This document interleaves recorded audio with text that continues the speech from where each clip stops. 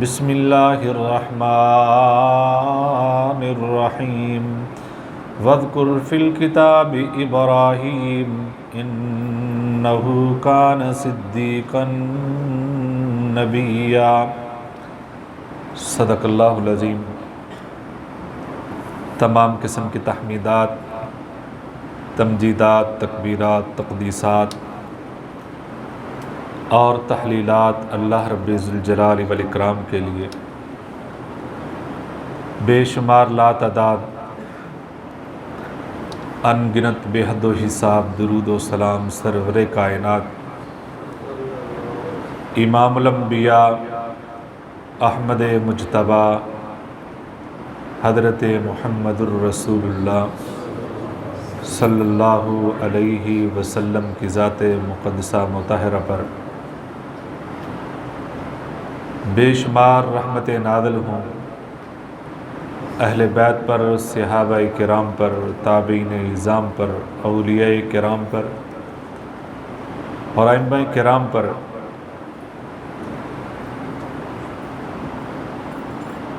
حمد و ثنا کے بعد گفتگو کا موضوع ہے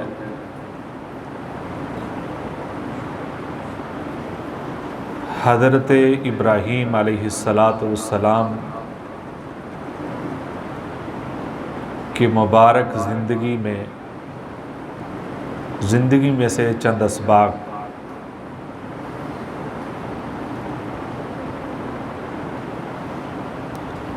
یقیناً امت محمدیہ کے لیے ایک نمونہ، پیٹرن اور اسوہ حضرت محمد الرسول اللہ صلی اللہ علیہ وسلم کی ذات مبارکہ ہے اور ان کی حیات طیبہ ہے،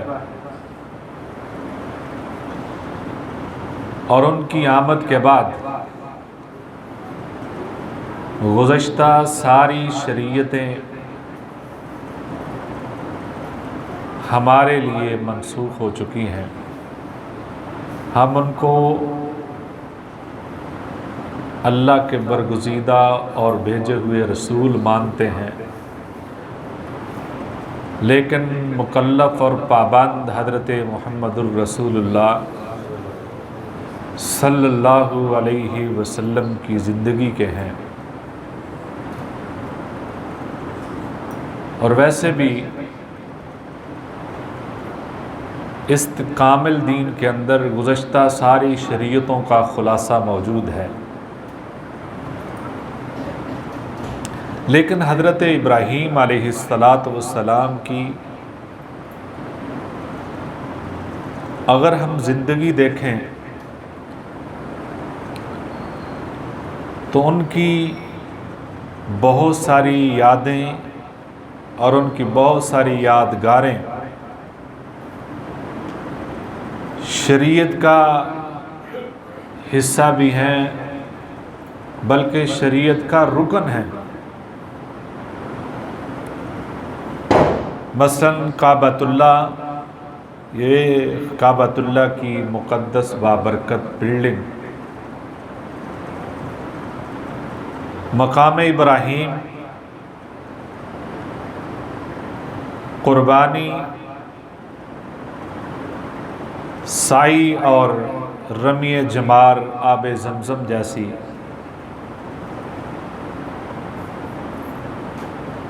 یہ نشانیاں ہماری شریعت کا حصہ ہیں۔ وہ اس لیے کہ اللہ رب العزت نے سورہ ممتحنہ کے اندر قد کانت لکم اسوۃ حسنۃ فی ابراہیم، اللہ نے حضرت ابراہیم علیہ السلام کی زندگی کو بھی امت محمدیہ کے لیے نمونہ قرار دیا ہے۔ ایک طرف حضرت ابراہیم علیہ السلام کی بہت ساری یادگاریں ہماری شریعت کا حصہ ہیں، اس لیے بھی اللہ نے ان کو اسوہ قرار دیا ہے۔ اور دوسری طرف جس معاشرے میں حضرت ابراہیم علیہ السلام مبعوث ہوئے تھے، اس معاشرے کی بہت ساری چیزیں ہمارے معاشرے کے ساتھ بڑی مماثلت رکھتی ہیں۔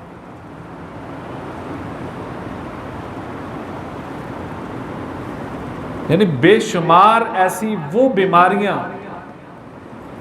کیونکہ پیغمبر ہمیشہ اس علاقے کی طرف آیا ہے جہاں بیماریاں روحانی بڑھ جاتی ہیں، شرک بڑھ جاتا ہے، کفر بڑھ جاتا ہے، اللہ کی نافرمانی بڑھ جاتی ہے، اس طرف اللہ نے پیغمبر کو بھیجا ہے۔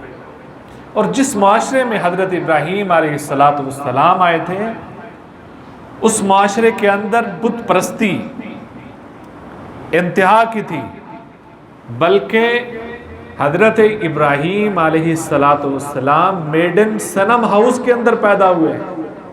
جس گھر میں بت بنتے تھے، جس گھر میں وہ جھوٹے معبود بناتے تھے، وہ جہاں بنتے تھے، جہاں تراشے جاتے تھے، اس گھر میں اور بنانے والے کے گھر میں پیدا ہوئے۔ بت پرستی، قمر پرستی یعنی چاند کو پوجنا، سورج کو پوجنا، اور اسی طریقے سے قبر پرستی، رجال پرستی یعنی لوگوں کو ماننا، شخصیات پرستی اور لیڈر پرستی، یہ بیماری اب بھی موجود ہے کہ لیڈر جو کہہ دے غلط ہے، شریعت کے خلاف ہے، ہم نے آنکھیں بند کر کے اس کو بات ماننی ہے، چاہے جو مرضی ہو جائے۔ لیڈر پرستی بھی وہاں موجود، اس طرح کی بہت ساری بیماریاں اس وقت بھی موجود تھیں، آج بھی موجود ہیں۔ لہذا ان بیماریوں کے علاج کے لیے ضروری ہے کہ ہم حضرت ابراہیم علیہ السلام کی سیرت کو نمونے کے طور پر ضرور دیکھیں اور اس نمونے کو اپنائیں کہ انہوں نے اس کے خلاف آواز کیسے بلند کی ہے، اس معاشرے کے لیے کیا قربانیاں دی ہیں، اس معاشرے کے لیے کیا سوچ تھی، کیا فکر تھی، اس کی اب اشد ضرورت ہے۔ اور حضرت ابراہیم علیہ السلام کی پیدائش کے وقت جب نجومیوں نے نمرود کو یہ بات بتا دی، جو اس کو خواب آیا تھا اس کے جواب میں کہ آپ کی سلطنت کے اندر ایک ایسا بچہ پیدا ہونے والا ہے جو آپ کی سلطنت کو ریزہ ریزہ کر دے گا۔ بارہ اس نے جو ظلم کیے، اس ظلم کی وجہ سے ابراہیم علیہ السلام کے باپ نے اپنی اہلیہ کو دور بھجوا دیا، غاروں میں۔ وہاں حضرت ابراہیم علیہ السلام پیدا ہوئے، اور جس علاقے میں وہ رہتی تھی، جہاں چھوڑا تھا، وہ لوگ چاند اور سورج کو پوجنے والے تھے، اس لیے ان کی زندگی کے اندر بھی وہ واقعہ چاند اور سورج اور ستاروں کا موجود ہے، جس کا میں تذکرہ کرتا ہوں۔ لہذا حضرت ابراہیم علیہ السلام کی زندگی سے جو پہلی بات ہمیں سمجھ آتی ہے، جو پہلا درس ہمیں ملتا ہے، وہ یہ ہے کہ دین وراثتی مذہب نہیں ہے۔ دین وراثت میں مل جائے یہ ضروری نہیں ہے، مل جائے تو بڑی اچھی بات ہے۔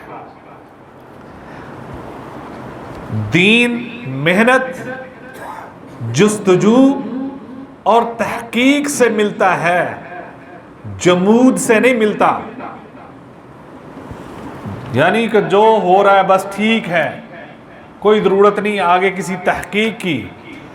سچی سیدھی راہ، صراط مستقیم اگر ملتا ہے تو وہ جستجو سے ملتا ہے، محنت سے ملتا ہے، تحقیق کرنے سے ملتا ہے۔ جو تحقیق نہیں کرتے وہ گمراہی کا شکار رہتے ہیں۔ حضرت سلمان فارسی رضی اللہ تعالیٰ عنہ کی زندگی ایک بہترین نمونہ ہے کہ 30 سے 32 سال انہوں نے تحقیق میں گزارے کہ اس وقت دنیا میں کون سا دین سچا ہے، اور پھر اللہ نے وہاں پہنچا دیا۔ اور حضرت ابراہیم علیہ السلام نے وہ محنت کر کے دکھائی، کیونکہ بچپن میں جو بندہ دیکھتا ہے وہ چیز موجود ہوتی ہے، ذہن میں موجود ہوتی ہے، اس لیے حضرت ابراہیم علیہ السلام نے وہ طریقہ بھی اپنایا، لوگوں کو بتایا۔ فلما جن علیہ اللیل رآ کوکبا، ستارے دیکھے، قوم کو سمجھانے کے انداز میں سب کو بلا لیا، بھئی دیکھو یہ بہت خوبصورت ستارے ہیں، یہی ہمارے معبود ہیں۔ لیکن پھر جب وہ غروب ہو گئے، سب کو بتایا بھئی جو غروب ہو جائے وہ معبود ہو نہیں سکتا۔ کیوں؟ کہ جس وقت وہ غروب ہے وہ سامنے موجود نہیں، آپ کو معبود کی ضرورت ہے، پھر آپ کیا کریں گے؟ وہ تو آپ کے سامنے نہیں ہے، لہذا جو غروب ہو جائے وہ معبود نہیں ہو سکتا۔ اس انداز سے ان کو سمجھایا۔ اچھا، ان کی یہ بات سمجھانے کے بعد انہوں نے کہا نہیں، ابھی اور کوشش کرتے ہیں۔ اچھا، یہ چاند بڑا خوبصورت ہے۔ فلما رأى القمر بازغا قال هذا ربی، یہ بڑا چمکدار ہے، یہ ہمارا رب ہو سکتا ہے۔ لیکن جب وہ بھی غروب ہو گیا، سب کو بتایا بھئی یہ بھی غروب ہو گیا ہے، یہ بھی معبود نہیں لگتا۔ فلما رأى الشمس بازغة قال هذا ربی هذا اکبر، یہ تو سب سے بڑا ہے سورج، یہ خوبصورت بھی زیادہ، چمکتا بھی زیادہ ہے، اس کی روشنی بھی زیادہ ہے، لہذا یہ ہی ہمارا رب ہو سکتا ہے۔ لیکن جب وہ بھی غروب ہو گیا، قوم کو بتایا بھئی یہ بھی غروب ہو گیا، چاہے اس کا حجم بہت بڑا ہے، چاہے روشنی بہت دیتا ہے، چاہے جب یہ طلوع ہوتا ہے ساری روشنیاں مدھم پڑ جاتی ہیں، ہر طرف روشنی ہی روشنی پھیل جاتی ہے، لہذا اس کے باوجود بھی جو غروب ہو جائے وہ معبود نہیں بن سکتا۔ پھر آگے یہ سبق دیا، انی وجہت وجہی للذی فطر السماوات، اللہ میں تیری طرف توجہ کرتا ہوں، تو ہی مجھے سیدھا راستہ دکھا دے۔ تحقیق کا طریقہ بتایا ہے، سوچ فکر ڈالی ہے قوم کے ذہن میں، کسی طریقے سے وہ سیدھے راستے پر آ جائیں۔ بہرحال انہوں نے جو وہ مذہب جس گھر میں پیدا ہوئے، وہ باپ جس کے بارے میں تفاسیر میں لکھا ہے کہ نمرود نے جن 7 معتمد لوگوں پر اعتماد کیا تھا، وہ جن کے 7 لوگوں پر وہ اعتماد کرتا تھا حکومت کے بارے میں، ان 7 لوگوں میں سے یہ آدر بھی تھا۔ ان کے بعد حضرت ابراہیم علیہ السلام کے باپ بھی تھے، اس لیے کہ اس نے بڑا خوبصورت ایک بت بنایا، اور تفاسیر میں لکھا ہے آزر نام اس بت کا تھا، اس وجہ سے اس کا نام تعارف سے آزر پڑ گیا۔ وہ چاندی اور سونے کا وہ بڑا خوبصورت بت بنایا، اور بت بنانے کی وجہ سے یہ نمرود کا بڑا قریبی بن جاتا ہے، اور اس وجہ سے کہ وہ نمرود کا قریبی بھی ہے اور وہ مذہبی بھی ہے۔ ظاہر بات ہے جس گھر سے مذہب نکل رہا ہے، وہ صنم بنا رہا ہے، وہ بت بنا رہا ہے، ان کے عقیدے کے مطابق تو وہی مذہب تھا نا، لہذا اس مذہب کو اگر غلط تھا تو نہیں مانا، اس مذہب کو نہیں مانا، انہوں نے چھوڑ دیا کہ بھائی یہ غلط ہے لہذا میں اس کو نہیں مانوں گا۔ تحقیق کی کوشش کی، یہ نہیں کہ ہمارے ابا جی یہ کرتے رہے ہیں تو ہم بھی یہ کریں گے، نہیں، غلط ہے تو غلط۔ ہاں، ابا جی کو یہ ضرور بتایا کہ یا ابتی انی قد جاءنی من العلم ما لم یاتک فاتبعنی اہدک صراطا سویا۔ بچے کے پاس علم زیادہ آ جائے تو اس کا مطلب یہ نہیں ہے کہ باپ اگر کم پڑھا لکھا بھی ہے تو وہ روب ڈالنا شروع کر دے، وہ سختی سے بولنا شروع کر دے۔ یہ مطلب نہیں ہے کہ بیٹے نے ڈگریاں زیادہ حاصل کر لی ہیں تو اب بولنے کا طریقہ بھی بھول جائے، اور باپ کو بتائے آپ کو کون سا پتا ہے، مجھے پتا ہے سارا۔ یہاں پیغمبر ہیں حضرت ابراہیم علیہ السلام، اور ساتھ یہ بتایا علم میرے پاس ہے، اسی انداز میں بتایا کہ جس طرح کہ بندہ کسی سفر پہ ہو، باپ بیٹا سفر پہ جا رہے ہو۔ مولانا عبدالسلام بھٹوی صاحب نے بڑی کمال کی بات لکھی ہے وہ کہتے ہیں اس کا مطلب یہ ہے کہ اگر کوئی باپ اور بیٹا کسی سفر پہ ہوں اور باپ کو رستے کا پتہ نہ ہو اور بیٹے کو رستے کا پتہ ہو تو بیٹا کہے ابا جی مجھے پتہ ہے رستے کا، جیسے جیسے میں کہتا ہوں نا ویسے ویسے آپ چلتے آئیں، تو اس میں کوئی بدتمیزی والی بات نہیں ہے۔ اور اسی انداز میں حضرت ابراہیم علیہ السلام نے کہا انی قد جانی من العلم ما لم یاتک فاتبعنی اہدک صراطا سویا، آپ میرے پیچھے پیچھے آئے، اللہ نے مجھے علم دیا ہے، وہ آپ کے پاس نہیں پہنچا، اللہ نے مجھے دے دیا، پیچھے پیچھے چلے، اللہ آپ کو سیدھا راستہ دے دے گا۔ ان کو سمجھانے کی کوشش کی، بولا کہ بات وہ سمجھے نہیں۔ اور دوسری بات جو سمجھ آئی وہ یہ ہے کہ دین پھیلانا، دین پر عمل کرنا، دین کا ذمہ دار سب سے زیادہ معاشرے میں نوجوان طبقہ ہے۔ دین کا بڑی اہم بات ہے کہ دین پھیلانے کے لیے، دین سمجھنے کے لیے سب سے زیادہ ذمہ دار طبقہ نوجوان ہے۔ اسی لیے حضرت ابراہیم علیہ السلام نے عین جوانی کے اندر یہ بیڑا اٹھایا ہے۔ قالوا سمعنا فتى يذكرهم يقال له ابراہیم۔ وہ جب بتوں کا توڑنے کا معاملہ ہوا تو لوگوں نے کہا یہ کس نے کیا ہے؟ بتایا ہاں ایک نوجوان ہے۔ معلوم ہوا کہ وہ بطور نوجوان مشہور تھے، اور نوجوانی کی عمر میں انہوں نے یہ کام کیا۔ نوجوان جو کر سکتے ہیں وہ بزرگ نہیں کر سکتے، بزرگوں کے تجربے سے فائدہ اٹھائیں، ان سے مشورے لیں، ان کی دعائیں لیں، اور نوجوان آگے بڑھے۔ لیکن سب سے زیادہ کاہلی، سستی اور غفلت کا شکار ہے اس وقت تو وہ نوجوان طبقہ ہے۔ وہ موجودہ جو جدید آلات ہیں اس کی وجہ سے یا جو بھی وجہ ہے، یہ ہر دور کے اندر اس طرح کے آلات موجود رہے ہیں۔ ہر معاشرے نے نوجوانوں کو آلات دیے ہیں گمراہ کرنے کے، شیطان نے وہ وسائل مہیا کیے ہیں نوجوانوں کو کہ وہ سیدھے راستے سے ہٹ جائیں، تو یہ ہر دور میں رہا۔ لیکن وہ نوجوانوں کی ذمہ داری ہے کہ وہ دین کو پھیلائیں۔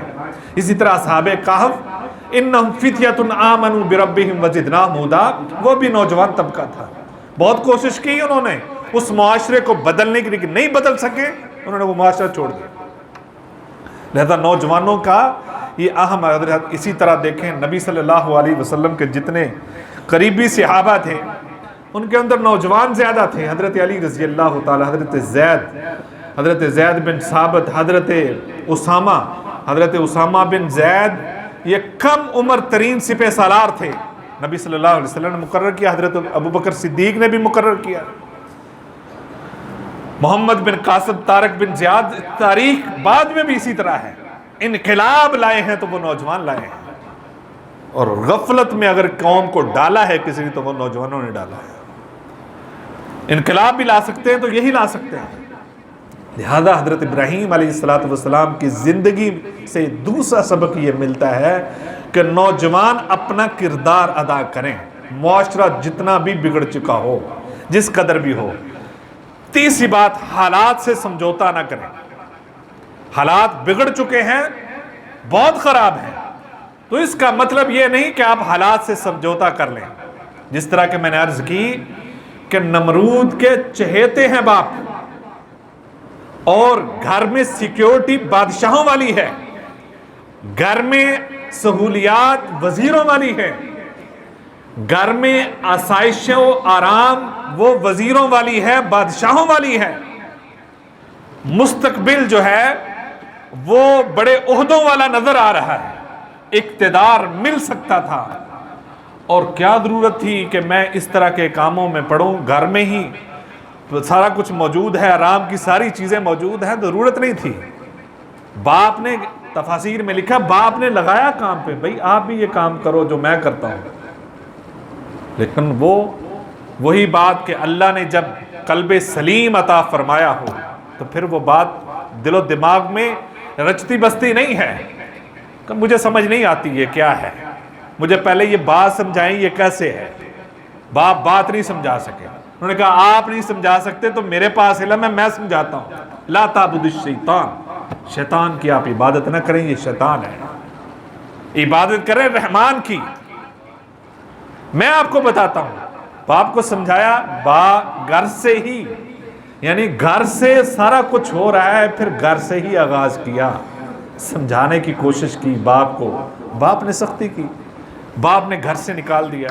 پھر قوم کو سمجھایا، جس طرح میں نے ذکر کیا کہ قوم کو سمجھایا اس طریقے سے کہ یہ سورج یا چاند، یہ ستارے، یہ ہمارے معبود نہیں ہیں. ہمارا معبود وہ ہے جس نے ان ستاروں کو، اس سورج کو، ان چاند کو اور ان سیاروں کو پیدا کیا ہے، وہ ہمارا الہ ہے.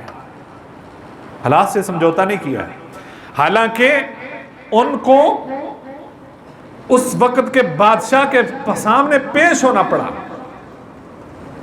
اور پھر طریقہ انہوں نے بدلا بھی، مختلف طریقے اپنائے. مثال کے طور پر یعنی کسی کی عبادت گاہ کو مسمار کرنا یہ دین نہیں سمجھاتا، لیکن اس وقت حالات اس قدر خراب تھے، کوئی طریقہ نہیں. انہوں نے ایک کو چھوڑ دیا اور اس انداز میں کہ ان کو بات سمجھ آ جائے. انہوں نے پوچھا کیوں بھئی آپ نے یہ کام کیا ہے؟ کہا جی پوچھیں، وہ آپ کا معبود ہے، اس سے پوچھیں، آپ مجھے کیا پوچھتے ہیں؟ آپ کو پتا ہے کہ وہ واقعہ قرآن مجید کے اندر سورہ انبیاء کے اندر موجود ہے. حضرت ابراہیم علیہ السلام نے ان کو سمجھانے کے انداز میں کہا آپ جب سب کچھ اس کو سمجھتے ہیں، ان کو سمجھتے ہیں، تو ان کے سامنے سارا کچھ ہوا ہے تو ان کو پکڑنا چاہیے تھا، اور اگر نہیں پکڑ سکے تو اب بتا تو سکتے ہیں نا. یعنی ان بتوں سے زیادہ تو آج کے کیمرے پاورفل ہوئے نا، وہ بتا تو دیتے ہیں نا کہ کون آیا تھا. ان بتوں نے یہ بھی نہیں بتایا کہ کون آیا تھا، کس نے مسمار کیا ہے، کس نے توڑا ہے ان بتوں کو. وہ بت سب سے بڑا تھا، وہ بھی نہیں بتا سکا. ثم نکسوا علی رؤوسہم، اپنے سروں کو جھکا لیا سب نے، بادشاہوں سمیت سب نے سروں کو جھکا لیا. ہاں بات تو ٹھیک کہہ رہا ہے، لیکن پھر ہٹ درمی آ گئی. ہمارے آباء و اجداد، انہوں نے کہا نا کہ ما هذه التماثيل التي انتم لها عاکفون، یہ جو تصویریں بنا کر، بت بنا کر تم یہ عبادت کرتے ہو، کیوں کرتے ہو؟ ان کے پاس مجاور بن کے کیوں بیٹھتے ہو؟ ان کا پتہ نہیں، ہمارے پاس کوئی دلیل. قالوا وجدنا آباءنا لها عابدین، ہمارے بڑے کرتے ہیں، ہم بھی کر رہے ہیں. حضرت ابراہیم علیہ السلام نے کہا قال لقد كنتم انتم وآباؤكم في ضلال مبین، تم بھی، تمہارے بڑے بھی گمراہی میں تھے. اس کا مطلب یہ نہیں تمہارے بڑے گمراہی میں تھے تم بھی گمراہی میں جاؤ. سمجھو اس کو کہ تم ایسا کیوں ان کو پوچھتے ہو. ثم نکسوا علی رؤوسہم، سب نے سر تو جھکا دیے، لیکن پھر ہٹ درمی کی وجہ سے، اچھا ہمارے بڑے یہ سارا کچھ کرتے ہیں، یہ نوجوان کہاں سے پیدا ہو گیا، یہ ہمیں سکھائے گا، کل کا بچہ ہمیں بتا رہا ہے. بس یہ ایک ضد سی، اس ضد کی وجہ سے بات نہیں مانی، اور پھر کیا ہے، ظلم پہ آئے. قلنا یا نار کونی بردا وسلاما علی ابراہیم. انہوں نے پھر وہ حربے استعمال کیے کہ جو دلیل ختم ہونے کے بعد بندہ کر سکتا ہے. جب دلیل نہ ہو تو پھر جبر پہ آ جاتا ہے. جبر کرنے کی کوشش کی، یعنی وہ طریقے سے ان کو سمجھانے کی کوشش کی. پہلا طریقہ وہ چاند ستاروں والا تھا، دوسرا طریقہ یہ بتوں والا تھا. اب ایک دفعہ ایسا ہوا کہ بادشاہ کے سامنے پیش ہو گئے. اب بادشاہ کو بھی طریقے سے سمجھایا، یعنی جس کا یہ عزم ہو کہ میں نے معاشرے کو بدلنے کی کوشش کرنی ہے. یاد رکھیں اللہ یہ نہیں ذمہ داری لگاتا کہ تمہاری ذمہ داری ہے پورے معاشرے کو سدھار دو. اللہ نے یہ ذمہ داری لگائی ہے کہ تم کوشش کرو، تم اپنا کردار ادا کرو. اور انہوں نے کوشش کی انتہا کر دی.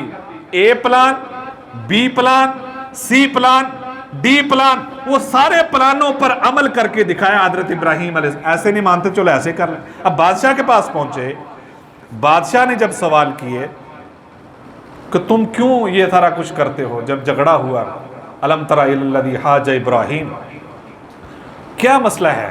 حضرت ابراہیم علیہ السلام نے کہا کوئی مسئلہ نہیں ہے، میں اس رب کو پوچھتا ہوں جو زندہ بھی کرتا ہے، وہ مارتا بھی ہے، اتنی سی بات ہے. انہوں نے کہا یہ کون سی بات ہے، میں بھی ایسا کر لیتا ہوں.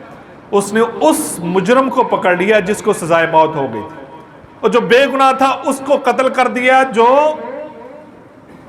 سزائے موت کا قیدی تھا اس کو چھوڑ دیا. اس نے کہا یہ مرنے والا تھا، اس کو چھوڑ دیا ہے، جو نہیں مرنے والا تھا اس کو مار دیا، یہ تو میں بھی کر سکتا ہوں.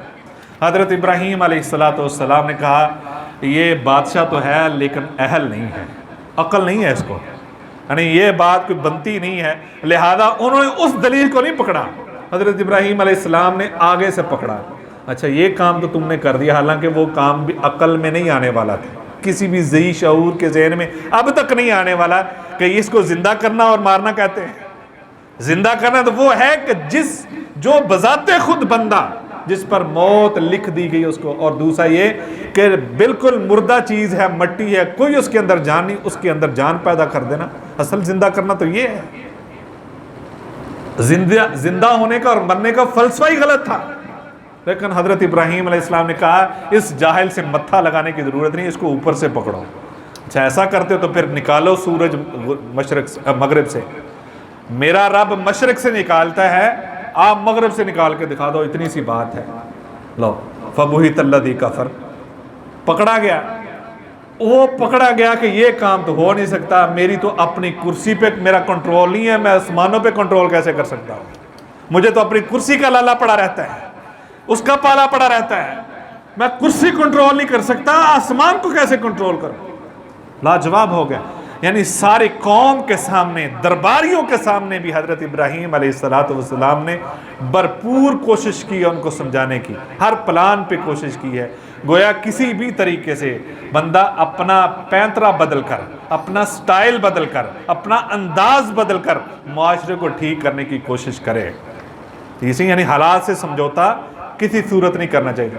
چوتھی بات یہ ہے کہ جو حق کے راہی ہیں، جو حق پر چلنے والے ہیں، حق کی طرف بلانے والے ہیں، ممکن ہی نہیں کہ حق والوں کو پھولوں کی سیج مل جائے۔